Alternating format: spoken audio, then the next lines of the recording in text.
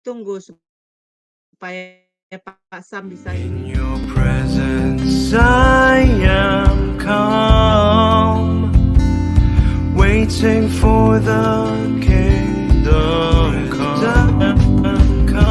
In His name I find, in His name I find, in His name I find the peace. In His name I find the peace. In His name I find, in His name I find the joy I see. In His name I find the joy I see.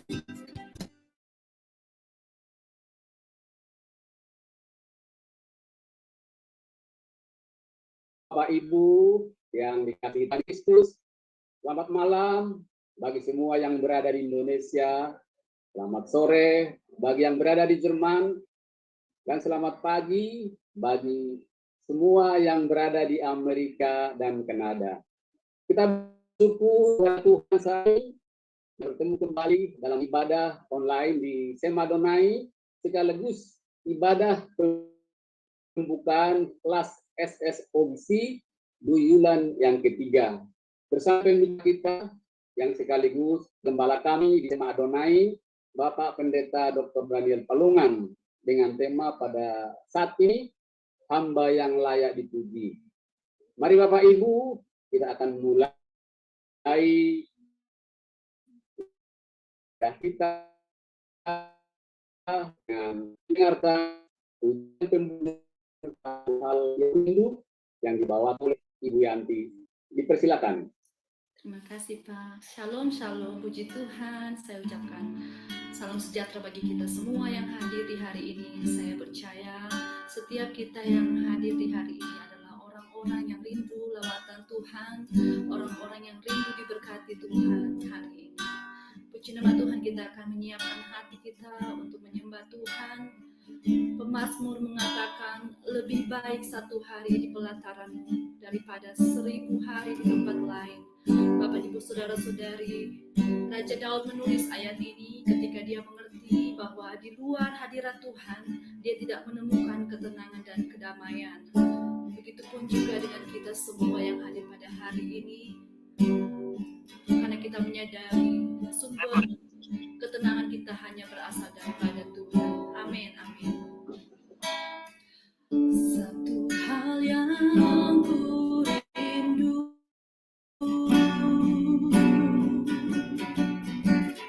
berdiam di dalam-Mu. Satu hal yang ku pinta, menikmati bait-Mu Tuhan. Lebih baik satu hari di pelataran. Terima kasih.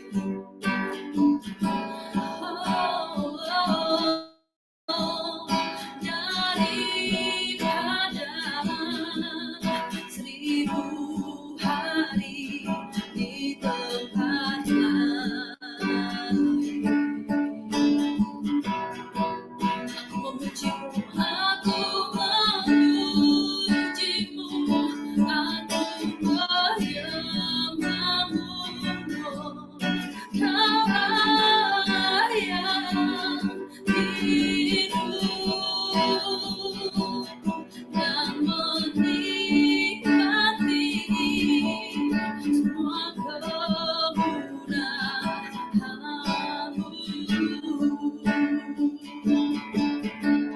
Mari kita lakukan pujian ini dari awal. Satu hal yang ku rindu. Amin. Berdiam di dalam-Mu. Ini kerinduan kami Tuhan. Satu hal yang ku pinta, menikmati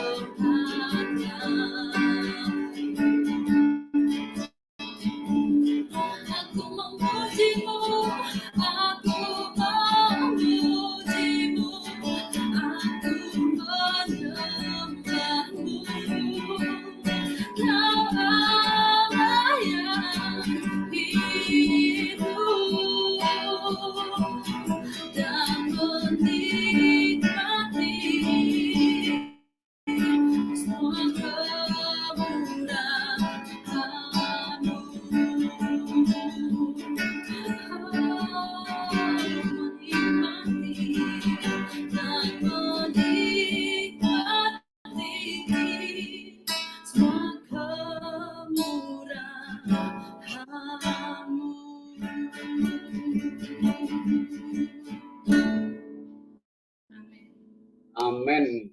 Puji Tuhan, itulah pujian yang kita rindukan saat ini, yang kita rindukan dari Tuhan, berdiam di dalam rumah Tuhan, menikmati baiknya, tinggal memuji Tuhan, menyembah Tuhan, karena Tuhan adalah Allah kita yang hidup. Kalau kita melakukan itu, kita akan menerima semua kemurahan Tuhan. Baik Bapak Ibu, sekarang kita akan masuk dalam doa pembukaan yang dipimpin oleh Ibu Aling dari Indonesia. Dipersilakan. Ya, baik. Terima kasih Pak Sam. Mari Bapak sekalian kita berdoa. Bapa kami yang di surga, terima kasih dan puji syukur ya Bapak.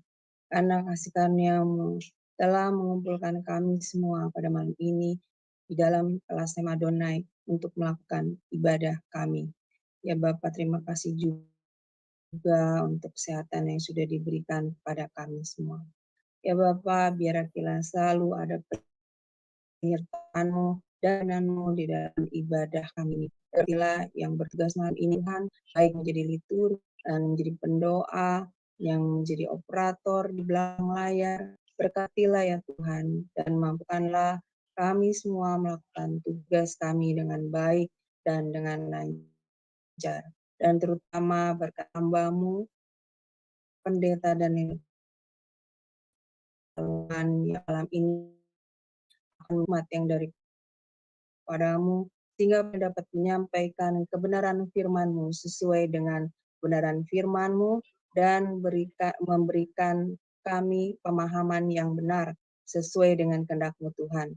Dan berikan juga kepada kami semua yang berada di dalam ruangan ini, agar kami juga bisa menangkap apa yang disampaikan oleh Pak Daniel melalui firman-Mu, dengan mendapatkan pemahaman yang benar juga yang sesuai dengan kehendak hati-Mu Tuhan, dan materaikanlah itu di dalam hati dan kami, jadikanlah rema yang di hati dan pikiran kami, sehingga kami mampu melakukannya, kami mampu memahaminya, kami mampu mengerti dan mengabarkannya kepada yang. Terima kasih Tuhan, kami ibadah kami ini dari awal hingga akhir hanya di dalam kuasa tangan-Mu. Dan kami patahkan segala kuasa kegelapan yang akan mengganggu ibadah kami dari awal hingga akhir. Dalam nama Yesus. Terima kasih Tuhan. Doa ini kami panjatkan dalam satu nama, yaitu Tuhan Yesus Kristus, Juru Selamat kami yang hidup. Haleluya. Amin. Amin. Terima kasih. Selanjutnya kita dengarkan yang kedua yang yang dibawa Berset dan bersilakan. Puji dan menyembah Tuhan, kita berharga di mata Tuhan, kita adalah anak-anak Tuhan yang dikasihinya. Untuk itu mari kita membalas kebaikan Tuhan dengan menaikkan pujian syukur kita dengan hati yang tulus di hadapan Tuhan. Amin. Bapa, besar sungguh kasih setiamu,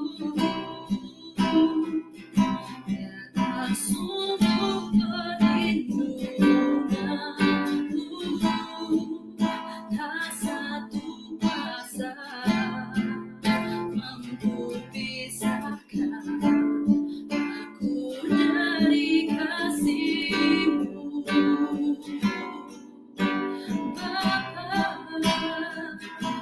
Jatuh selalu hormati-Mu, ajarku turut perintah-Mu, berikan ku hati untuk menyembah-Mu dan bersyukur setiap waktu, seperti Bapa sayang anaknya. Demikianlah Engkau mengasihiku, Kau jadikan biji matamu,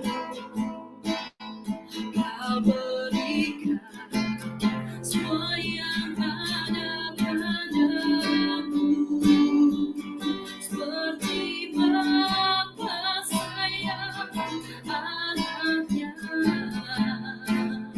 Demikianlah Kau menuntun langkahku hari depan, tindakan budi. Amin. Rancangan yang terbaik bagiku.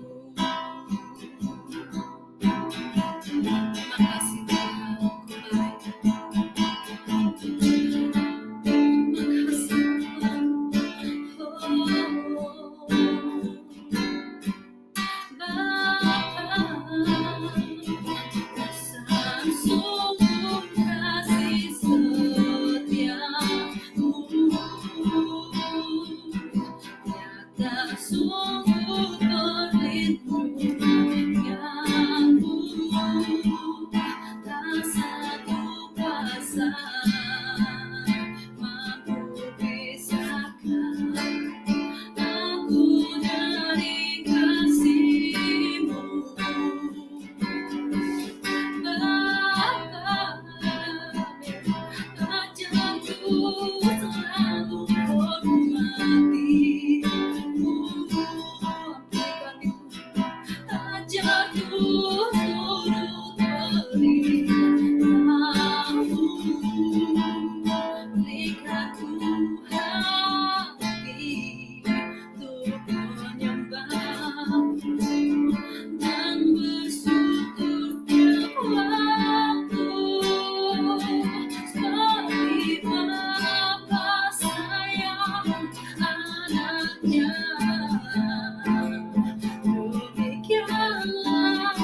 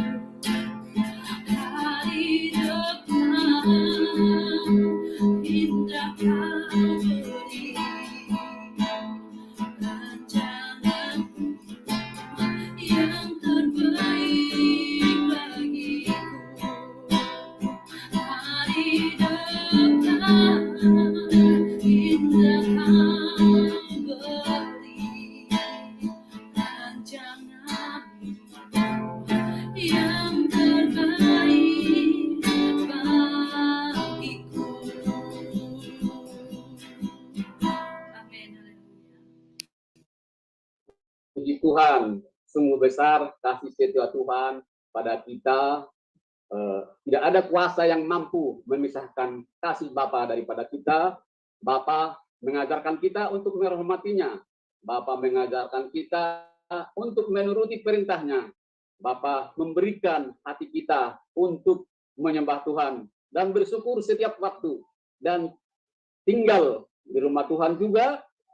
Kalau itu kita sudah lakukan, maka Tuhan akan menjadikan kita jadi biji matanya, memberikan kita semua yang ada pada Tuhan. Demikian juga akan menuntun langkah kita dan memberikan hari depan yang indah bagi kita dan rancangan Tuhan yang indah bagi kita. Sebelum kita mendengarkan firman Tuhan, mari kita siapkan hati kita untuk mendengarkan pujian pengantar firman Tuhan dengan judul Roh Kudus Kau Hadir di Sini, yang dibawakan Ibu Murdi dari Jerman. Dipersilakan. Mari kita terus memuji Tuhan. Mari kita terus menyembah Tuhan. Ya Roh Kudus, Engkau sungguh baik. Engkau sungguh mengasihi kami.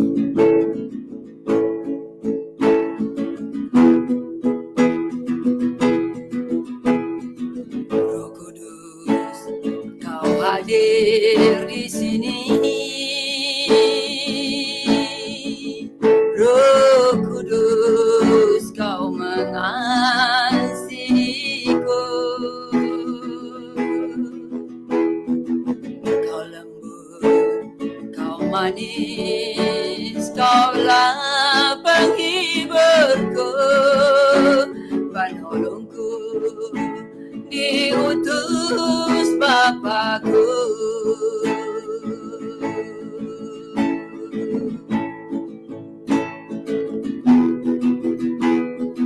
Roh Kudus, Kau hadir di sini.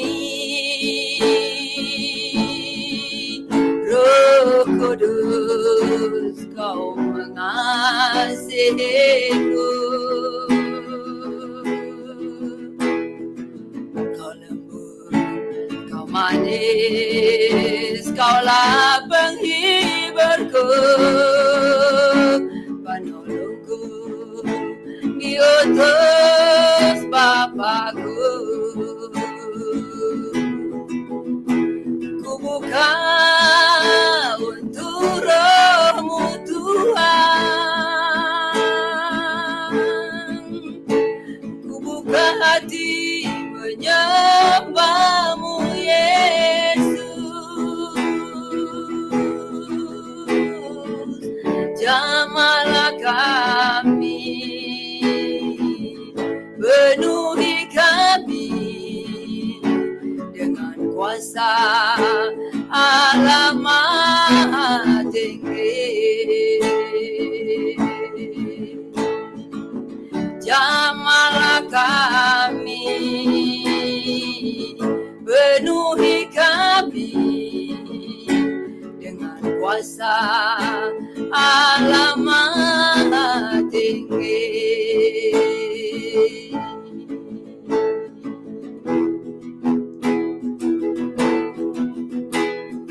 Roh Kudus, Kau hadir di sini.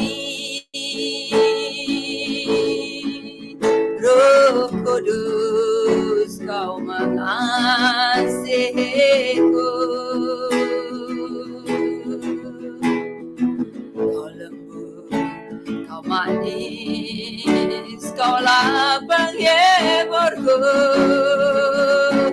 penolongku, diutus Bapakku.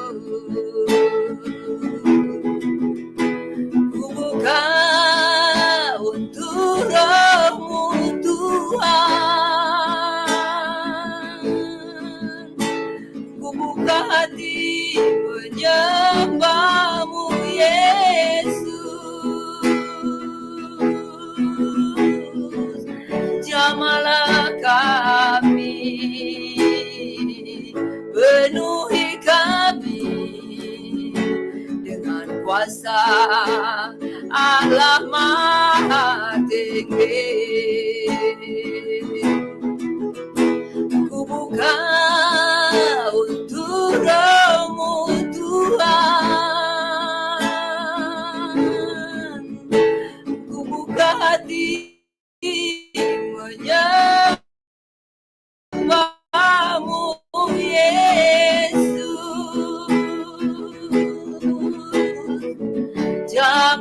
Jamalah kami, penuhi kami dengan kuasa Allah Maha Tinggi. Jamalah kami, penuhi kami dengan kuasa Allah Maha Tinggi. Bukan untuk Roh-Mu Tuhan, ku buka hati menyembah-Mu Yesus. Jamalah kami, penuhi kami dengan kuasa Allah Maha Tinggi. Jamalah kami, penuhi kami dengan kuasa Allah Maha Tinggi. Dengan kuasa Allah Maha Tinggi.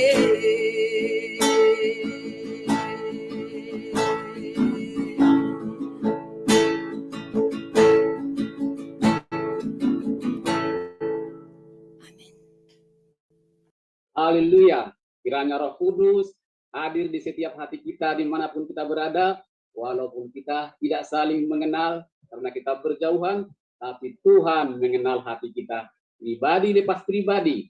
Roh Kudus hadir di sini, Roh Kudus mengasihi kita, Roh Kudus yang lembut dan manis dan menghibur kita, yang menolong kita, yang diutus Bapa kita. Mari Bapak Ibu, kita buka hati kita buka pikiran kita, agar ada jamahan Tuhan pada malam hari ini, agar kita dipenuhi Tuhan pada malam hari ini, melalui kuasa Allah, melalui kuasa firman-Nya pada malam hari ini.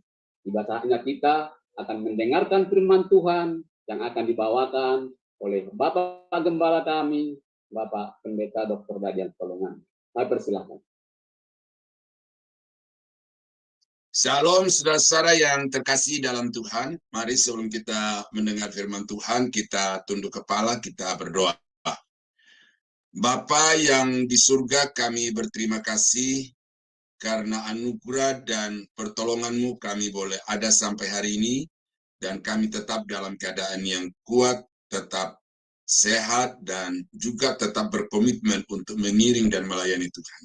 Kami berdoa supaya Tuhan terus menjaga melindungi kami, supaya sampai akhir hidup kami di dunia ini Tuhan, kami tetap setia kepadamu.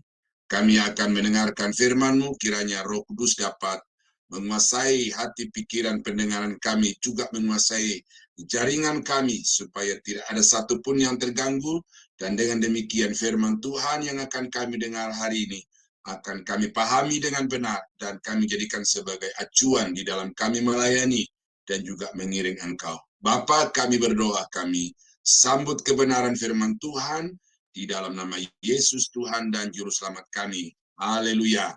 Amin. Nah, Bapak Ibu saudara-saudara yang terkasih di dalam Tuhan, ini kesempatan yang istimewa oleh karena kita diberi Tuhan untuk sama-sama memulai lagi 2 bulan yang ketiga dari lembaga yang kita mulai bersama-sama, dan saya selalu mempergunakan kesempatan ini untuk bukan saja memperkenalkan lembaga kita, tetapi untuk menanamkan ke dalam diri saudara visi pelayanan yang sesungguhnya. Karena untuk menjadi pendeta itu bukan perkara yang sulit, Bapak Ibu. Ya, menjadi pendeta itu sesuatu yang sangat gampang sekarang ini. Ya, kita kenal ada namanya pendeta instan, atau kita kenal juga ada namanya pendeta jadi-jadian. Ada pendeta keluaran, ada pendeta jadi-jadian. Nah, Jadi untuk sekedar menjadi pendeta, untuk sekedar berprofesi di ladang pelayanan pekerjaan Tuhan itu bukan sesuatu yang terlalu sulit, ya. Tetapi untuk menjadi hamba Tuhan yang sesuai dengan apa yang diharapkan oleh Tuhan itu sesuatu yang perlu kita gumuli bersama-sama di dalam kehidupan kita. Nah, itu sebabnya maka kesempatan ini saya pakai khusus untuk rekan-rekan yang sudah mengambil satu komitmen untuk terlibat di dalam SSOBC, supaya nanti ketika saudara mengakhiri program ini, maka saudara memiliki satu orientasi pelayanan yang sesungguhnya. Nah, untuk itu maka firman Tuhan pada saat ini saya ambilkan dari 2 Korintus 4 ayat 1 sampai 5 yang berkata, demikianlah hendaknya orang memandang kami sebagai hamba-hamba Kristus yang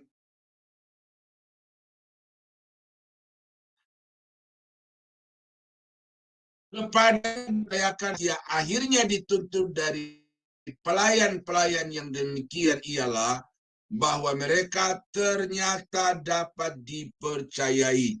Bagiku sedikit sekali artinya entahkah aku dihakimi oleh kamu atau oleh satu pengadilan manusia.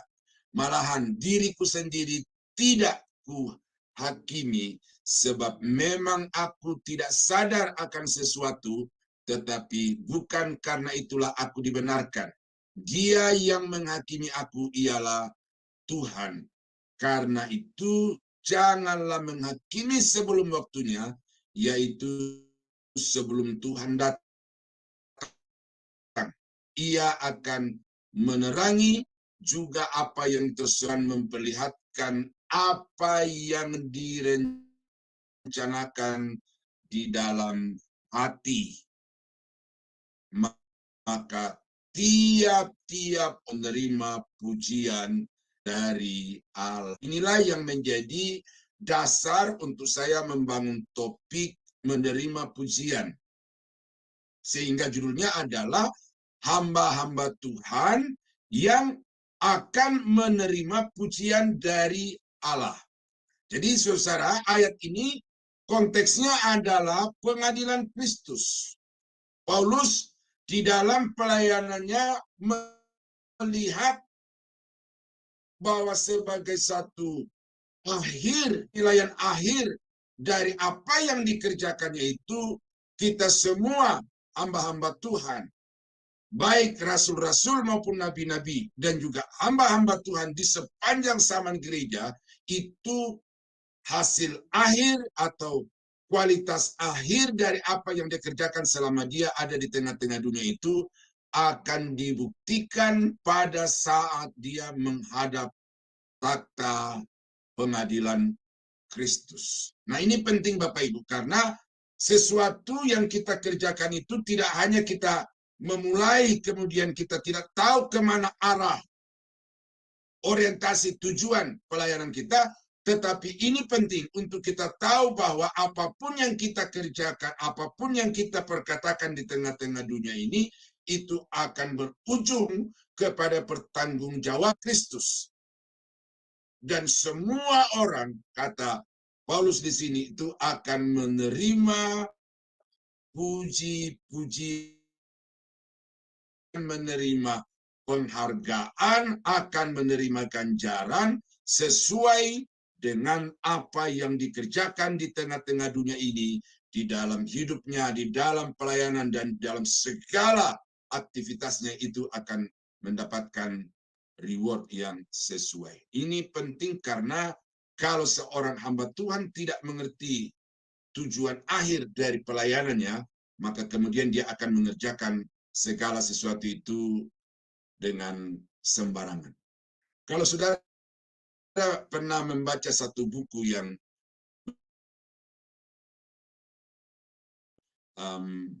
saya lupa pengarangnya itu, tapi itu buku sangat bagus sekali, dan itu salah satu buku yang bestseller era tahun 2000-an. Stephen Covey, dia menulis buku itu, kemudian diterjemahkan ke dalam berbagai bahasa di seluruh dunia dan termasuk dalam bahasa Indonesia. 7 kebiasaan manusia yang sukses atau efektif luar biasa.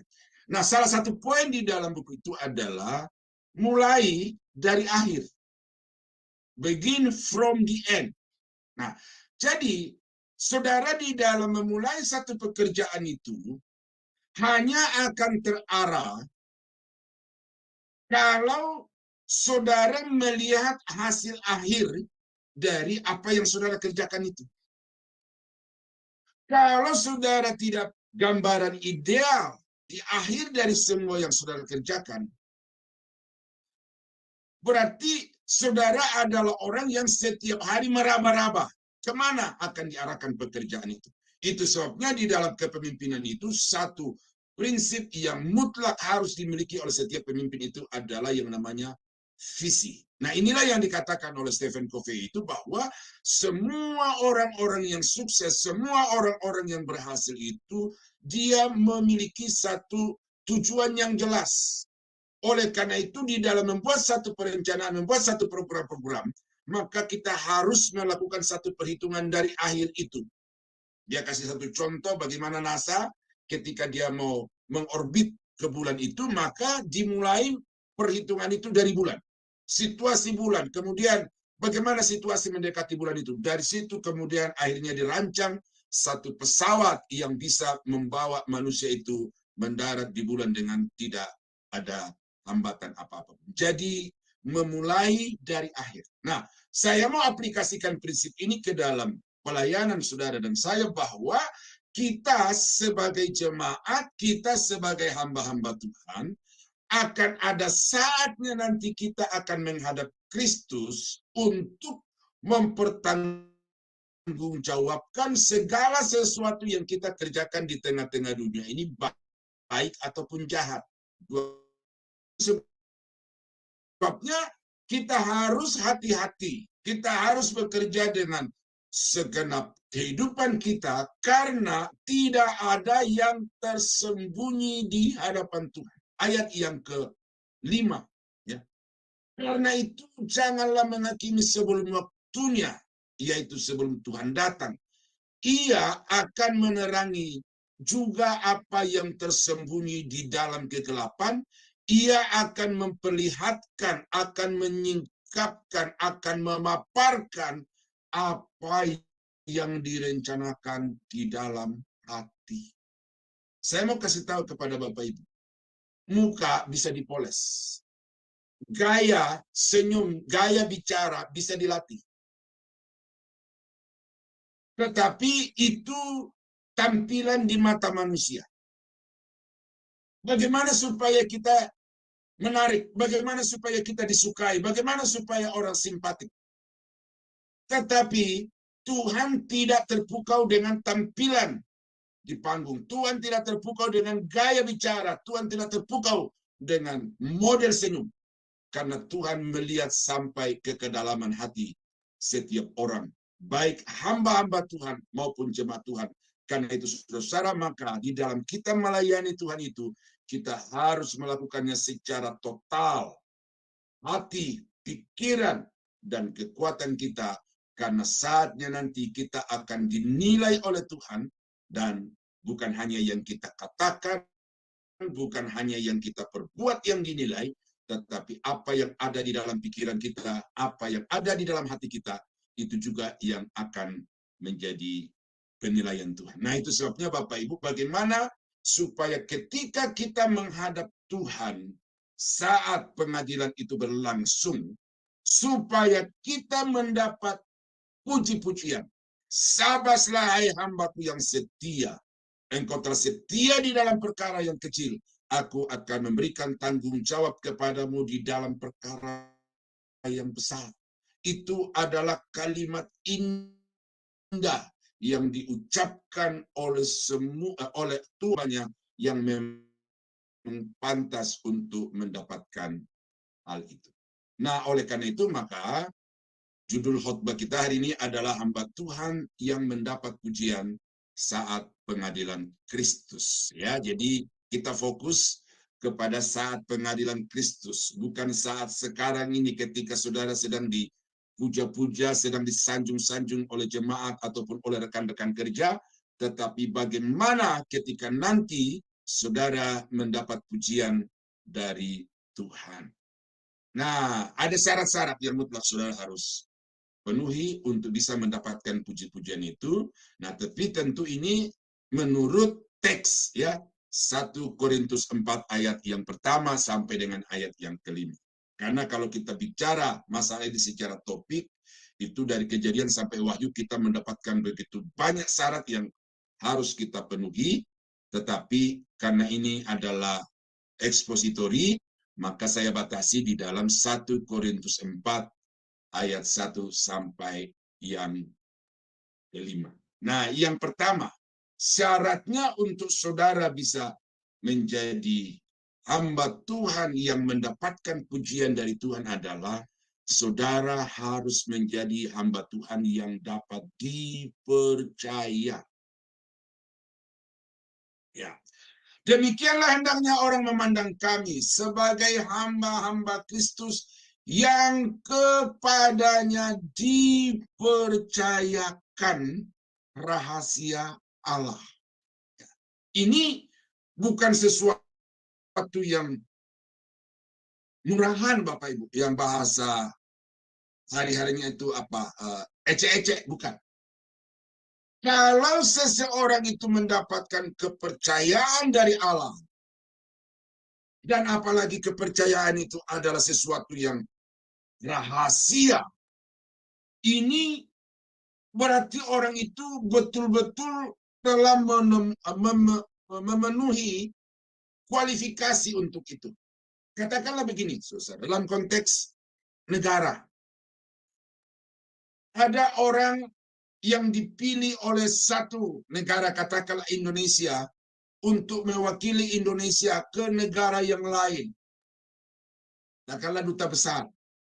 Ini orang-orang yang dipercaya bukan saja mampu untuk mengemban apa yang dipercayakan oleh negara kepadanya, tetapi orang itu juga dapat dipercaya untuk menyimpan rahasia negara. Ya, suatu ketika kami ikut seminar dari satu organisasi gereja, kelompok hamba Tuhan itu, lalu yang diundang bicara itu adalah seorang intelijen. Orang, saya lupa itu markanya, tetapi orang dari Sumatera Utara, orang kita orang Batak. Lalu dia waktu itu dia diutus oleh negara untuk melakukan perkunjungan ke Rusia. Lalu dia melakukan pengamatan di Rusia. Nah, waktu itu ada teman yang mencoba mengorek gitu ya. Apakah Bapak bisa memberitahukan kepada kami apa yang Bapak temukan di Rusia itu dan apa yang menjadi kepentingan negara terhadap apa yang Bapak kerjakan itu? Lalu dia berkata, itu di luar daripada kapasitas saya untuk mengatakan itu kepada saudara, dan itu bukan hak saudara untuk mendapatkan informasi itu. Nah, berarti intelijen negara ini memiliki satu kemampuan, dan oleh karena itu kepadanya dipercayakan oleh negara suatu mandat. Karena dia mampu untuk menyimpan rahasia dan juga untuk menyingkapkan rahasia itu pada waktu-waktu yang tertentu, maka karena itu dia dipercaya oleh negara. Nah, ini saya mau aplikasikan kepada kita sebagai hamba-hamba Tuhan. Sadarkah Bapak Ibu bahwa kita ini adalah duta-duta kerajaan Allah? We are the ambassador of the kingdom of God. Jadi duta-duta kerajaan Allah. Karena itu saudara dan saya adalah orang-orang yang harusnya bisa dipercaya.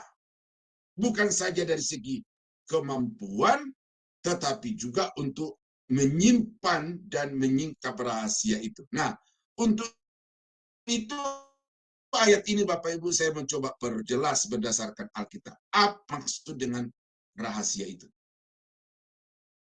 Ya. Ini satu ayat ya. Nah, perhatikan yang saya garis bawah ya. Dan yang pada waktu yang dikehendakinya telah menyatakan firman dalam pemberitaan Injil yang telah dipercayakan kepadaku sesuai dengan perintah Allah Juru Selamat kita. Ya, pemberitaan Injil yang dipercayakan kepadaku. Nah, ini perhatikan juga garis bawah. Bagi dia yang berkuasa menguatkan kamu menurut Injil yang kumasyurkan dan pemberitaan tentang Yesus Kristus sesuai dengan pernyataan rahasia yang didiamkan berabad-abad lamanya, tetapi yang sekarang telah dinyatakan dan yang menurut perintah Allah oleh kitab-kitab para nabi kepada segala bangsa untuk membimbing mereka kepada ketaatan iman. Ada satu rahasia yang tersembunyi berabad-abad. Ini rahasia yang sangat penting. Tetapi kemudian rahasia itu dipercayakan kepada para nabi dan rahasia itu dipercayakan kepada rasul-rasul dan juga secara khusus dipercayakan kepada Paulus. Ini ya. Dalam Efesus pasal 6 ayat 19 ya. Ini ada ayat-ayat ya Bapak Ibu. Perhatikan. Berdoalah juga untuk aku supaya kepadaku agar dengan keberanian aku memberitakan rahasia Injil. Ya, semakin tersingkap di sini apa yang disebut dengan rahasia itu adalah Injil. Dan Paulus sebagai seorang yang telah mendapatkan kepercayaan untuk menyingkap rahasia Injil itu, dia meminta kepada jemaat di Efesus untuk berdoa secara khusus agar ketika dia sedang mengemban mandat pemberitaan Injil itu, maka dia dapat membuka mulutnya sebagaimana seharusnya dia berbicara. Ini saya akan mengerucut nanti kepada hal ini Bapak Ibu dalam panggilan bagi orang-orang yang dipercaya, maka akan mengerucut kepada Efesus pasal 6 ayat yang ke-19. Nah, ini satu ayat lagi. Sebaliknya karena Allah telah menganggap ayat untuk mempercayakan Injil. Toh, ya, kalau di dalam 1 Korintus 4 tadi percayakan rahasia, maka sekarang rahasia itu adalah Injil. Ya. Mempercayakan Injil kepada kami. Karena itulah kami berbicara bukan untuk menyukakan manusia, melainkan Allah yang menguji hati kita. 1 Tesalonika 2 ayat yang keempat. Nah, jadi kalau kata bahwa dipercayakan rahasia, ini berarti kepada Paulus diberikan satu mandat Injil, pemberitaan Injil, penugasan pemberitaan Injil, dan ini berimplikasi kepada kemurnian hati, sebagaimana seharusnya kami berbicara. Ini berimplikasi kepada kapabilitas, bagaimana bisa menyingkapkan Injil itu, sebagaimana seharusnya kita memberitakan Injil itu. Karena inilah yang menjadi persoalan gereja sepanjang segala zaman, bahwa ada begitu banyak orang yang punya hati melayani, berapi-api, berkobar-kobar, semangat yang tidak pernah menurun di dalam pelayanan. Tetapi yang sangat disayangkan adalah mereka tidak punya kapabilitas untuk bisa menyingkapkan rahasia Injil itu sebagaimana Injil itu adanya. Itu sebabnya maka kata yang dapat dipercaya di ayat yang satu bacaan kita tadi itu saya terjemahkan sebagai orang yang memiliki kemampuan, orang yang memiliki kecakapan, orang yang memiliki kapabilitas untuk mengajarkan Injil itu sebagaimana Injil itu apa adanya. Ini saudara-saudara. Jadi saya mau katakan kepada Bapak Ibu, seorang hamba Tuhan bukan sekedar orang yang berani tampil di atas mimbar. Seorang hamba Tuhan bukan sekedar orang yang fasih bicara di depan jemaat Tuhan. Seorang hamba Tuhan bukan seorang yang hanya karena dipercaya, diikuti oleh begitu banyak orang. Tetapi seorang hamba Tuhan harus mampu untuk menyingkapkan atau mengajarkan, mengeksposisi ayat-ayat Alkitab itu sebagaimana seharusnya ayat itu berbunyi. Nah, nanti kita akan mulai kelas ini dengan hermeneutik yang kedua, kita akan mulai dengan homiletik yang kedua, dan saya akan sampaikan kepada Bapak Ibu berdasarkan fakta-fakta baik Alkitab maupun sejarah bahwa terlalu banyak hamba Tuhan yang sangat lemah di dalam hal kemampuan untuk mengekspos ya ayat-ayat Alkitab itu secara benar. Nah, yang kedua, apa syarat seorang hamba Tuhan untuk mendapatkan pujian pada saat pengadilan Kristus?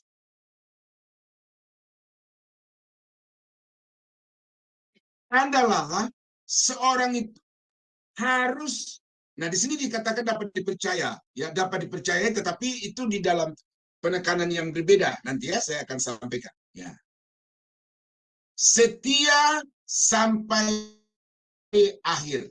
Di ayat yang kedua bacaan kita tadi, ya 1 Korintus 4 ayat yang kedua. Orang yang mendapat pujian daripada Kristus pada saat pengadilan Kristus adalah seseorang yang menunjukkan kesetiaan di dalam membaktikan diri sampai akhir hidupnya. Ya, yang akhirnya dituntut dari pelayan-pelayan yang demikian ialah bahwa mereka ternyata dapat dipercayai. Dipercayai di sini bukan lagi berbicara mengenai kapabilitas, kapasitas, ya, tetapi di sini sudah berbicara aspek yang lain, yaitu aspek kesetiaan. Nah, ini dari King James, New King James Version berkata, moreover, it is required in steward that one be found faithful.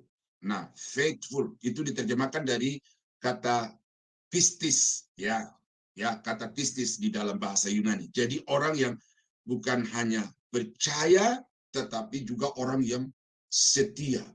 Ini penting.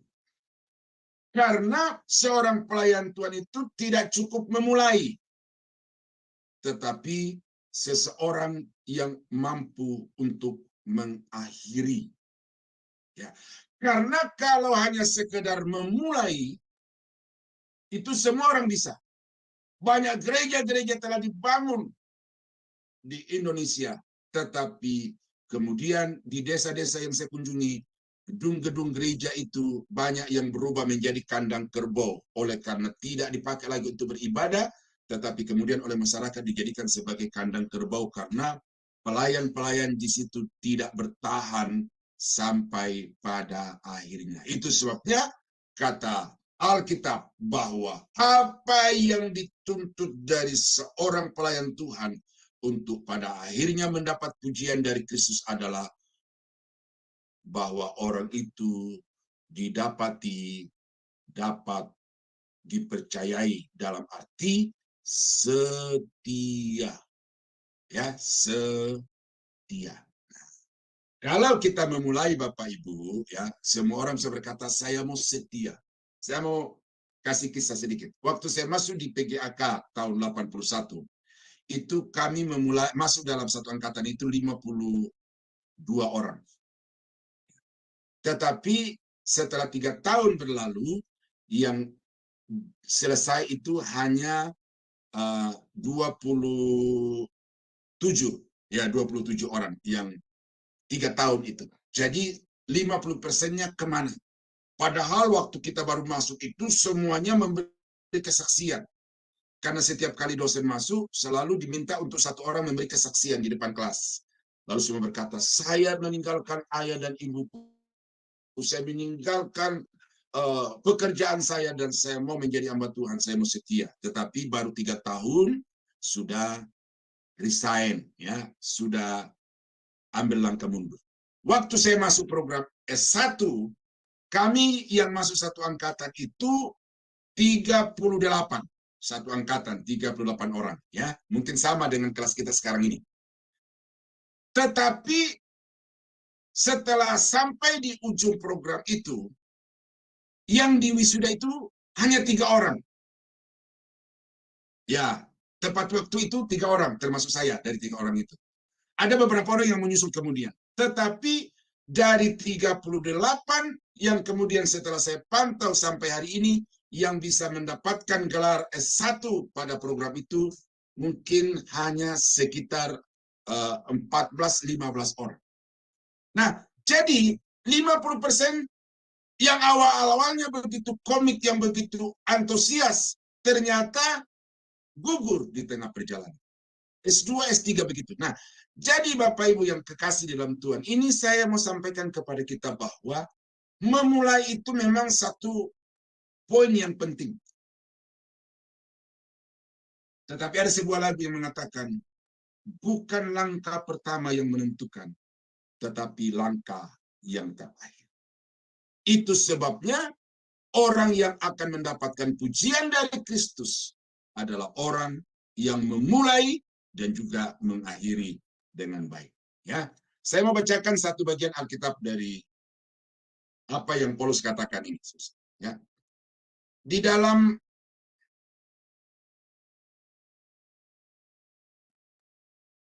Dua Korintus pasal 4 ayat yang ke-8. Ya, saya mau bacakan ini untuk melihat bahwa Paulus memulai, dan nanti saya akan sampaikan bagian akhir dari hidup Paulus. Tetapi di antaranya itu ada ayat yang perlu Bapak Ibu ketahui, ya. Dan ini menjadi satu peringatan bagi saya di dalam melayani Tuhan ini, ya. 2 Korintus 4 ayat yang ke-8 dan seterusnya. Dalam segala hal kami ditindas, namun tidak terjepit. Kami habis akal, namun tidak putus asa. Kami dianiaya, namun tidak ditinggalkan. Tidak ditinggalkan sendirian. Kami dihempaskan, namun tidak binasa. Kami senantiasa membawa kematian Yesus di dalam tubuh kami, supaya kehidupan Yesus juga menjadi nyata di dalam tubuh kami.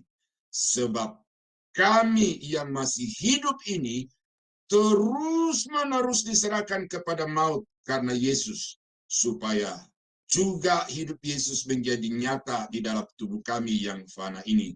Maka demikianlah maut kiat di dalam diri kami dan hidup kiat di dalam kamu. Ya, ini sekelumit kisah Paulus di dalam pelayanannya.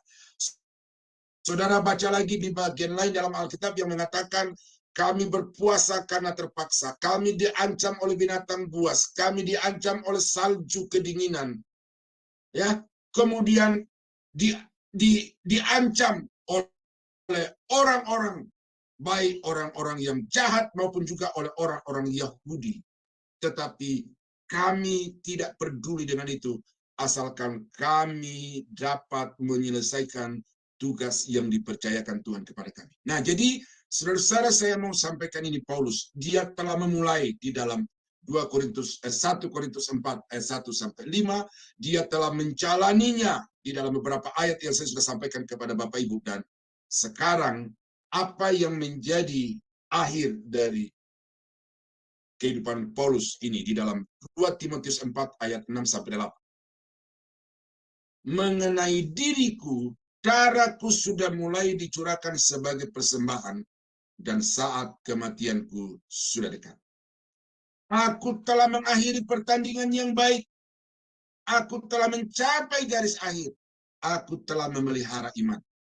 Sekarang telah tersedia bagiku mahkota kebenaran yang akan dikaruniakan kepadaku oleh Tuhan, Hakim yang adil, pada harinya, tetapi bukan hanya kepadaku, melainkan juga kepada semua orang yang merindukan kedatangannya. Ini pernyataan Paulus di akhir-akhir kehidupannya. Aku telah mencapai garis akhir. Aku telah memelihara iman. Aku telah mengakhiri pertandingan dengan baik. Ini bukan sesuatu yang gampang, Bapak Ibu. Ya, untuk mencapai garis akhir bisa juga. Tetapi apakah kita mencapai garis akhir itu dalam keadaan yang baik menurut aturan yang ditetapkan ataukah tidak? Ada satu olimpiade, saya lupa ini. Tetapi pada waktu itu renang estafet 4 kali 100 meter.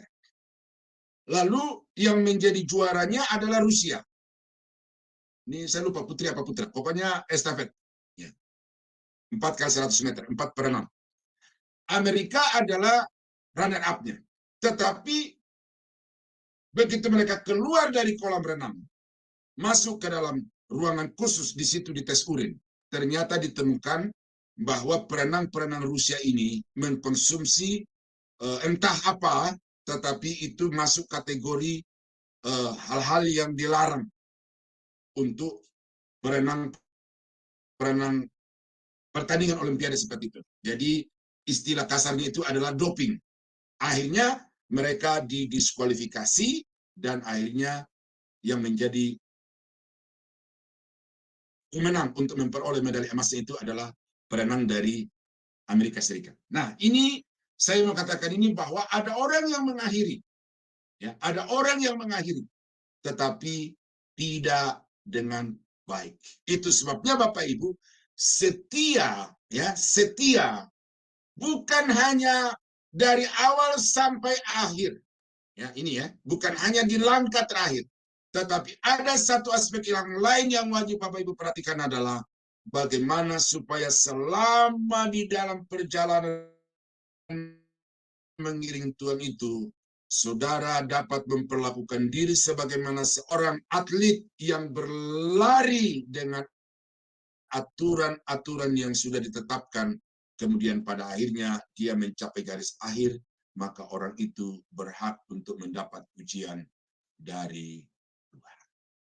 Saudara-saudara, ya, bukannya saya ini pendeta yang anti hal-hal ekonomis. Saya sangat merindukan hal-hal yang bersifat ekonomis di dalam pelayanan. Banyak hal dalam segala aspek pelayanan itu membutuhkan hal-hal yang bersifat ekonomis. Tetapi Bapak Ibu, memperoleh berkat-berkat ekonomi di dalam pelayanan itu tidak mutlak akhirnya mendapat pujian dari Tuhan. Karena itu jangan menjadikan kesuksesan ekonomi sebagai kesuksesan seorang pelayan. Standar ekonomi jangan dijadikan standar keberhasilan seorang hamba Tuhan. Tetapi sekarang Bapak Ibu harus tahu bahwa untuk menjadi seorang hamba Tuhan yang mendapat pujian pada akhirnya dari Kristus adalah orang-orang yang memulai pelayanan, menjalaninya sampai akhir, dan kemudian selama dalam perjalanan itu dia memperhatikan semua tatanan, aturan, dan apa yang menjadi kehendak Tuhan, sehingga betul-betul dia mencapai garis akhir seperti Paulus. Aku telah mencapai garis akhir, aku telah mengakhiri dengan baik, dan aku telah memelihara iman. Sekarang tersedia bagiku mahkota kebenaran. Sabaslah hai hambaku Paulus, engkau telah setia di dalam perkara yang kecil. Aku akan memberikan kepadamu tanggung jawab di dalam perkara yang besar. Maka Paulus adalah seorang aparat kerajaan Allah nanti yang akan memerintah berapa kota di dalam kerajaan 1000 tahun. Karena apa? Karena dia menerima begitu banyak mahkota dari itu. Nah, saudara, itu yang kedua. Syarat seseorang yang mendapatkan pujian pada saat pengadilan Kristus adalah seorang hamba Tuhan yang setia. Ya, saya harapkan Bapak Ibu ini mulai menancapkan itu di dalam pikiran, di dalam hati, di dalam tindakan, dan bukan sekedar kata-kata manis di depan rekan-rekan dan jemaat Tuhan. Nah, yang ketiga, syarat yang menjadikan saudara mendapatkan pujian dari Tuhan saat pengadilan Kristus adalah saudara hidup takut akan Tuhan. Ini ayatnya. Bagiku sedikit artinya entahkah aku dihakimi oleh kamu pengadilan manusia. Malahan diriku sendiri pun tidak. Sebab memang aku tidak sadar akan sesuatu. Tetapi bukan karena itulah aku dibenarkan. Dia yang menghakimi aku ialah Tuhan. Ingat ya, 2 Korintus 4 tadi itu ya, bahwa kita semua akan menghadap takhta pengadilan Kristus. Ya, kita akan mempertanggungjawabkan apa yang kita katakan, apa yang kita lakukan, bahkan apa yang kita pikirkan. Semua akan dibeberkan di hadapan Kristus. Karena itu, janganlah menghakimi sebelum waktunya, yaitu sebelum Tuhan. Ini juga apa yang tersembunyi di dalam kegelapan, dan ia akan memperlihatkan apa yang direncanakan di dalam hati. Kalau hakim-hakim dunia bisa disogok. Ya, saya selalu katakan di dalam kelas onsite itu, bahwa aparat-aparat hukum yang kemudian masuk penjara, ya itu kan sudah terbukti banyak itu ya, polisi, jaksa, pengacara masuk penjara gitu ya. Itu saya katakan mereka adalah pengkhianat profesi. Mereka adalah pengkhianat. Nah, kenapa mereka begitu? Oleh karena mereka bisa memanipulasi situasi, memanipulasi fakta data. Ya, itu fakta persidangan yang saya ikuti Bapak Ibu. Nah, tetapi Tuhan tidak bisa kita manipulasi. Hakimnya, penyidiknya, tidak bisa kita manipulasi. Semua yang akan dibeberkan oleh sang hakim itu nanti kepada kita adalah fakta. Semua yang kita kerjakan, semua yang kita pikirkan, semua yang diniatkan dalam hati. Dan oleh karena itu tidak ada dalil, tidak perlu ada pengacara, ya. Semuanya akan melihat fakta itu sebagaimana fakta itu ada. Oleh karena itulah maka Paulus berkata, dia yang menghakimi aku adalah Tuhan. Karena itu maka selama aku hidup di dalam dunia ini, aku harus melayani dengan hati-hati, melayani dengan betul, dengan benar, supaya aku berhak atas pujian dari Tuhan. Minggu yang lalu, saudara-saudara kami ada persekutuan hamba Tuhan dari Sulawesi Selatan, ya, Sulawesi Selatan. Nah, di dalam bincang-bincang sesudah ibadah itu, bahwa ada gereja di Tangerang, Jakarta Tangerang lah begitu, yang disponsori sepenuhnya oleh seorang ibu pengusaha kaya raya. Tetapi kepada pendeta itu dihimbau. Tetapi sebenarnya ini merupakan satu rambu yang tidak boleh dilanggar oleh pendeta yang melayani di gereja itu. Yaitu jangan sekali-kali menyinggung masalah rumah tangga, dosa rumah tangga. Ya, masalah dosa di dalam rumah tangga. Tentu Bapak Ibu sudah tahu kemana arah itu. Begitu saudara menyinggung masalah dosa rumah tangga, maka saudara akan di PHK. Tetapi selama engkau menurut, ya, mengajarkan yang lain boleh, asal jangan menyinggung masalah dosa di dalam rumah tangga, maka aman hidupmu. Semua kebutuhan hidupmu akan disuplai, tidak akan ada yang kekurangan.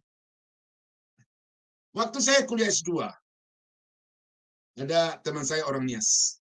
Aduh, ini teman, kalau saya tidak lagi bicarakan, saya ingat namanya. Tapi ini, kalau saya mau bicarakan, ini lupa namanya. Ya. Itu dia adik kakak masuk di dalam program S2 itu. Ya, satu dari latar belakang teologi, satu latar belakang hukum, lalu kami satu kelas di program S2. Nah, teman yang bicara ini sama, loh kenapa? Saya melayani di satu gereja yang memang gereja itu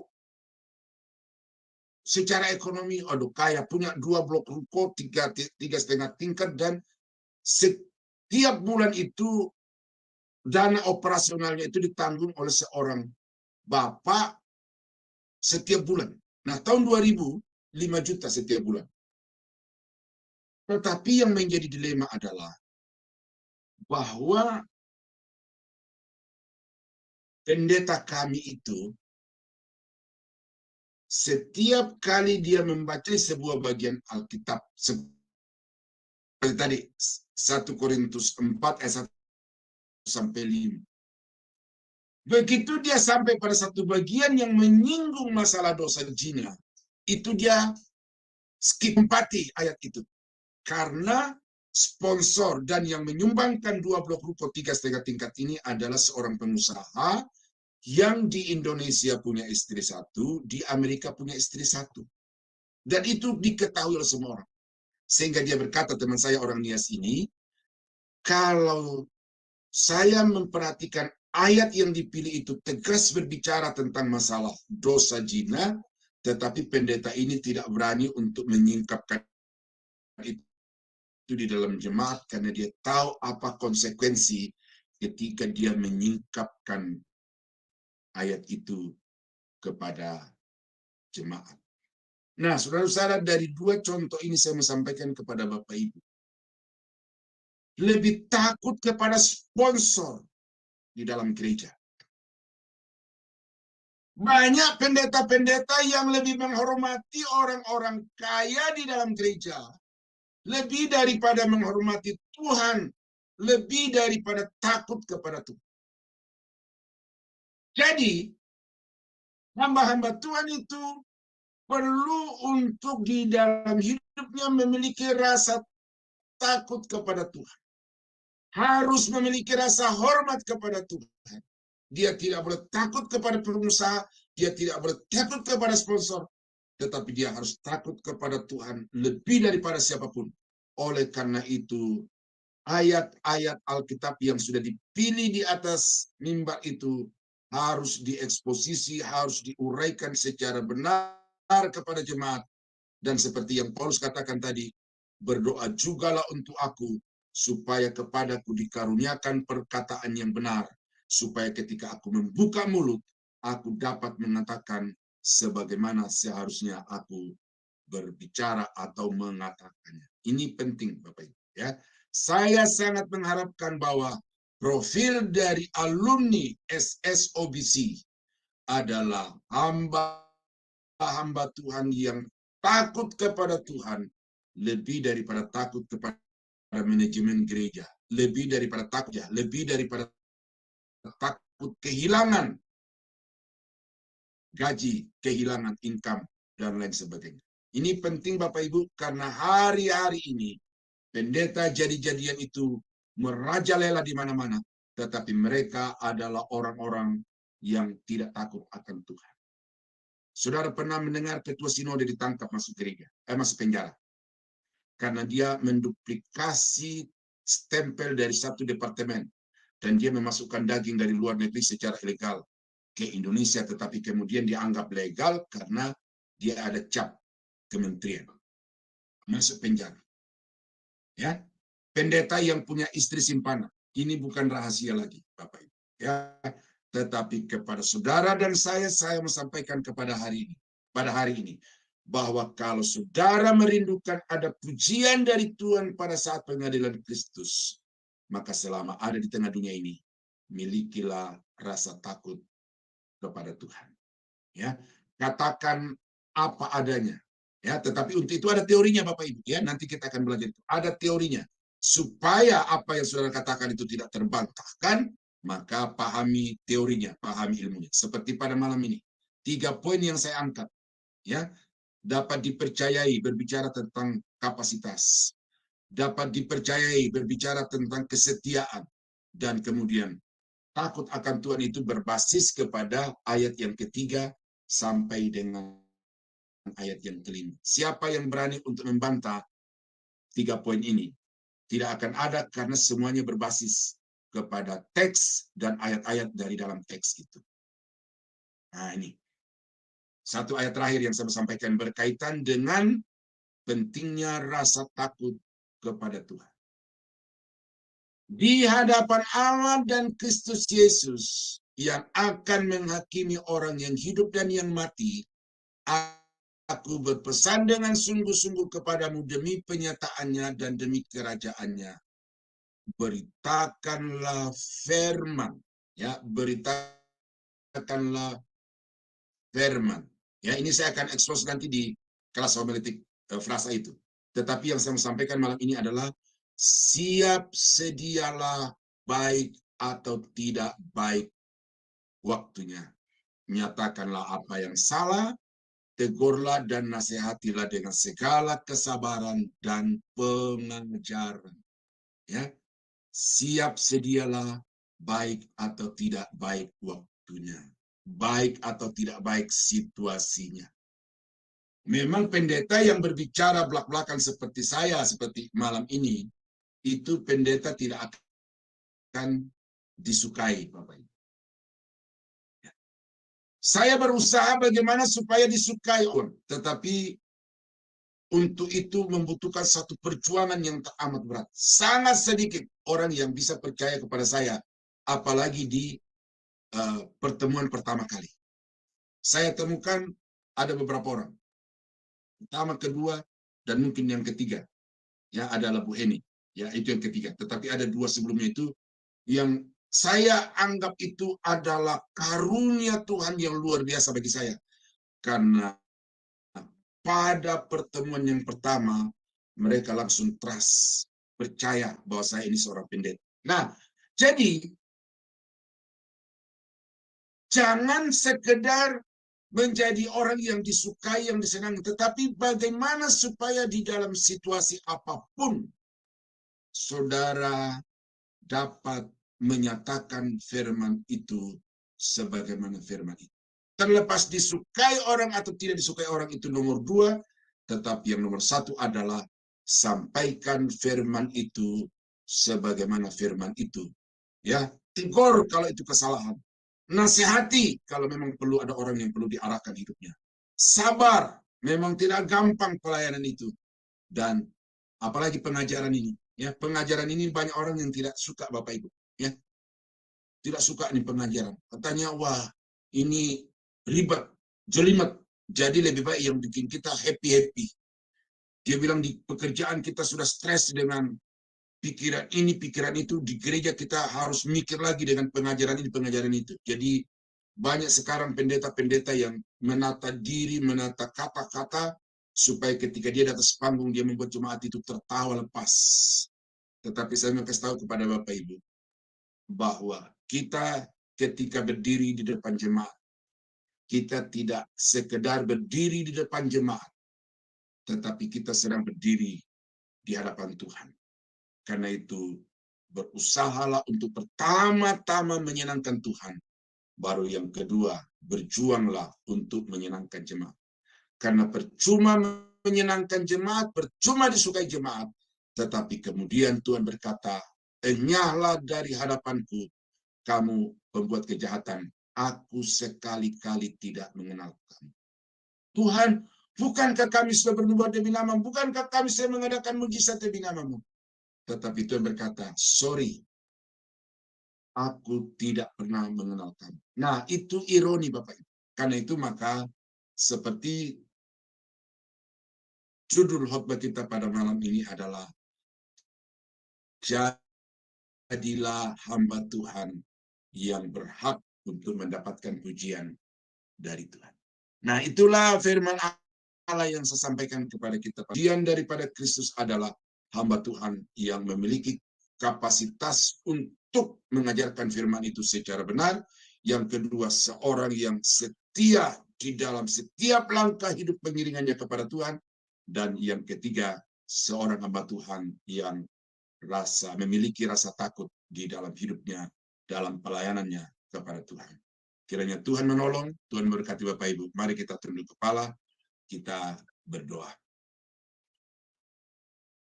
Bapa di surga, terima kasih untuk firman-Mu yang sudah kami dengar pada malam ini. Kami sedang menunggu satu momen di mana kami akan berdiri di hadapan Kristus untuk mempertanggungjawabkan segala sesuatu yang kami pikirkan, yang kami niatkan dalam hati, yang kami perkatakan, dan yang juga kami lakukan. Karena itu Bapa, tolong kami supaya apa yang sudah kami pelajari dari firman-Mu pada malam ini, bukan saja kami mengerti, tetapi kami dimampukan untuk melakukannya, sehingga saatnya nanti kami akan mendapatkan pujian dari Tuhan. Terima kasih Bapa, hamba-Mu akan berhenti berbicara, tetapi kiranya Roh Kudus terus berbicara dalam hati setiap anak-anak-Mu, khususnya setiap peserta di SSOBC, supaya betul-betul mereka dapat mempersiapkan diri untuk menjadi pelayan Tuhan yang menyenangkan hati Tuhan dan menjadi berkat bagi seluruh jemaat-Mu. Kami berdoa, kami mengucap syukur untuk firman-Mu malam ini, dalam nama Yesus Tuhan dan Juru Selamat kami. Haleluya. Amin. Saya kembalikan kepada Pak Sam. Puji Tuhan. Amin. Puji Tuhan Bapak Ibu. Kiranya firman Tuhan yang kita dengarkan bisa memberkati kita pada malam hari ini. Dan sudah jelas kita rasakan tadi kuasa kebenaran firman Tuhan. Sebagai kita, murid-murid SSOBC, mari kita sebagai anak Tuhan yang bisa dapat dipercaya, setia sampai akhir, hidup takut akan Tuhan. Mari kita lakukan itu dari sekarang sampai selamanya. Dan sebentar kita akan mendengarkan pengumuman yang dibawakan oleh Ibu Aling. Dipersilakan. Ya, baik. Terima kasih Pak Sam. Baik Bapak Ibu sekalian, bagi Bapak Ibu yang terkasih dalam Kristus, persembahan Bapak Ibu dapat diberikan melalui Bank BCA dengan nomor rekening 7890232871 atas nama Petra AXX CXXX XXXXX dengan contoh sebagai berikut. Beri kode angka 7 di akhir nominal. Contoh 20.000 menjadi 20007. Selanjutnya, ini adalah renungan pagi Sema Adonai ya Bapak Ibu, diadakan setiap hari dari hari Senin sampai dengan Sabtu, dimulai dari jam 5.30 pagi dan dilayani oleh hamba-hamba Tuhan yang sangat memberkati. Jadi untuk renungan pagi Sema Adonai, kemudian renungan pagi dari Bapak Gembala kami sendiri, yaitu Pak Pendeta Daniel Palungan yang diadakan setiap hari Jumat 1 kali dalam seminggu, dan juga ibadah online Sema Adonai, hanya Bapak Ibu dapat ikuti di channel Cahaya Firman. Jadi tidak di-live-kan di channel-channel yang lain ya Bapak Ibu.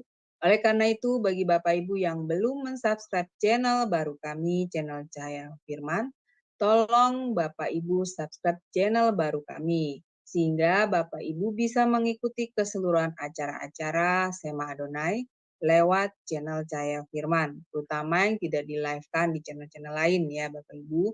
Dan juga tolong bantu share kepada yang lain, sehingga semakin banyak orang yang bisa mengikuti keseluruhan acara-acara dari Sema Adonai lewat channel Cahaya Firman. Dengan begitu, Bapak Ibu telah membantu channel kami, channel Cahaya Firman, untuk menjadi lebih berkembang dan menjadi berkat lagi bagi banyak orang. Terima kasih Bapak Ibu atas perhatiannya. Saya kembalikan kepada Pak Sam Siagian. Silakan.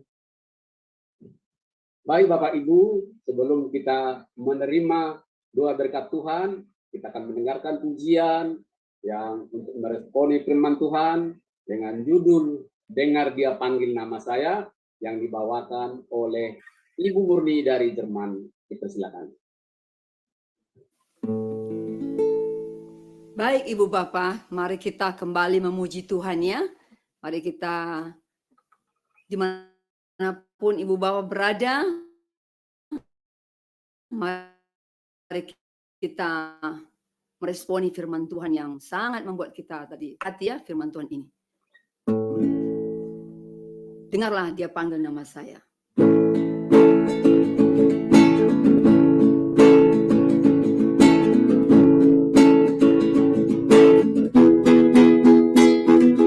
Dengar dia panggil nama saya. Dengar dia panggil namamu. Dengar dia panggil nama saya. Juga dia panggil namamu.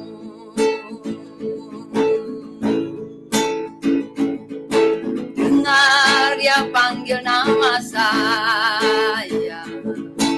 Dengar dia panggil namamu. Dengar dia panggil nama saya. Juga dia panggil namamu. Ku jawab ya, ya, ya. Ku jawab ya, ya, ya. Ku jawab ya Tuhan. Ku jawab ya Tuhan. Ku jawab ya, ya, ya.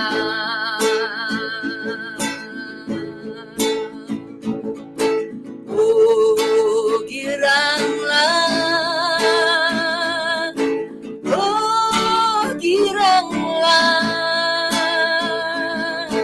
Yesus amat cinta pada saya. Oh giranglah, ku jawab ya, ya, ya. Ku jawab ya, ya, ya. Ku jawab ya Tuhan. Ku jawab ya Tuhan. Ku jawab ya, ya, ya.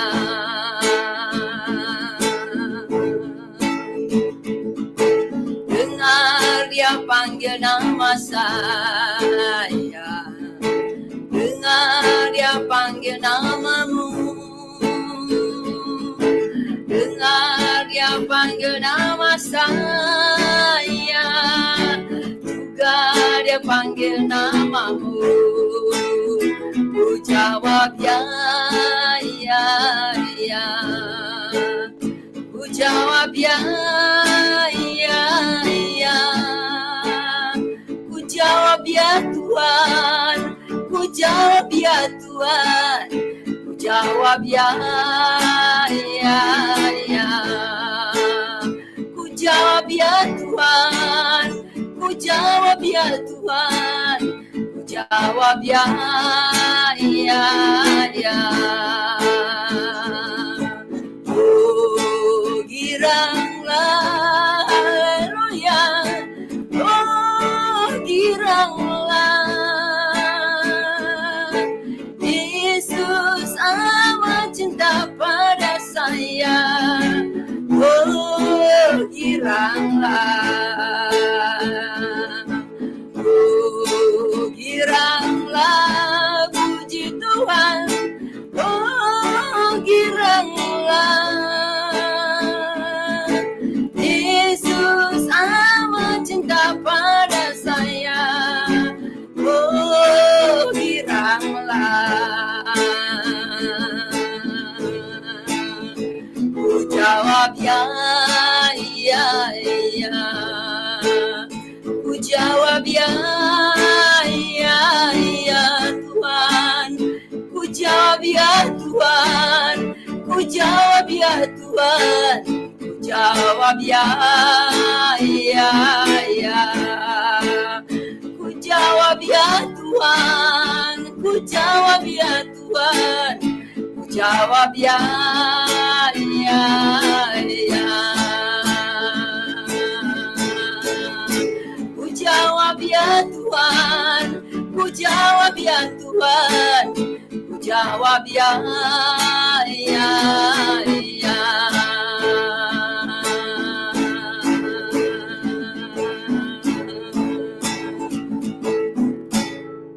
Amin. Amin. Amin. Puji Tuhan, Bapak Ibu. Ketika Tuhan memanggil kita, kita akan jawab, ya Tuhan.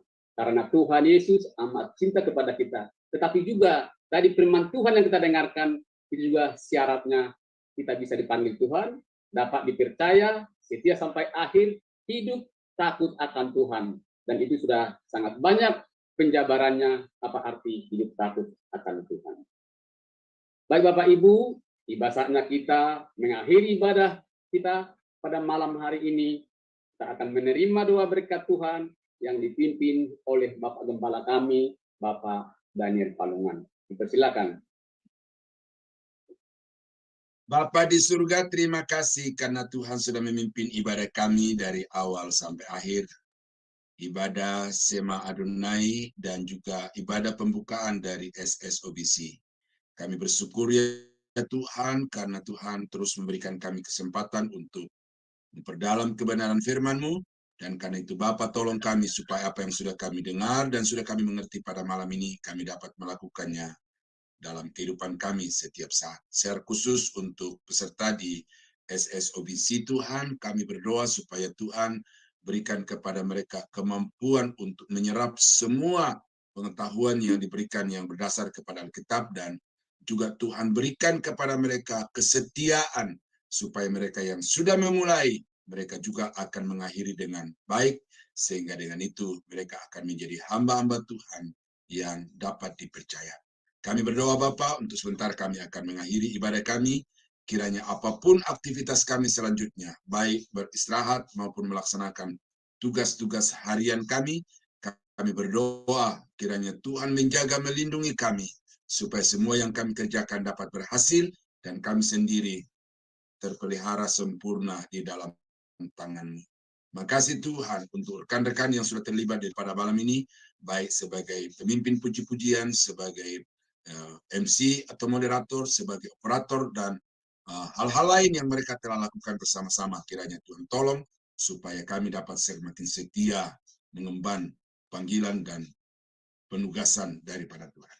Makasih Bapa, kami berdoa dan mengakhiri ibadah pembukaan SSOBC dan juga ibadah online Sema Adonai pada malam ini. Haleluya. Saudara-saudara yang dikasihi Tuhan, kiranya anugerah dari Allah Bapa di dalam surga, damai sejahtera dari Tuhan kita Yesus Kristus, serta persekutuan kuat kuasa Roh Kudus, kiranya menyertai kita sekalian dari sekarang sampai selama-lamanya. Di dalam nama Yesus, kami akhiri ibadah kami pada malam ini. Haleluya. Amin.